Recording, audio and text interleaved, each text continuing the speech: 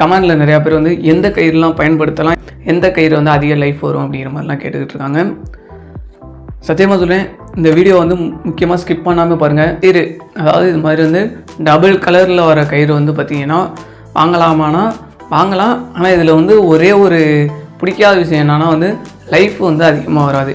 இதில் வந்து இந்த சிவப்பு கயிறில் வந்து வாங்கினீங்க அப்படின்னா வந்து செட்டு கயிறுலாம் வந்து நிறையா பேர் வந்து இந்த சிவப்புலையும் போடுவாங்க, பச்சை கலரில் போடுவாங்க, கருப்பு கலரில் போடுவாங்க.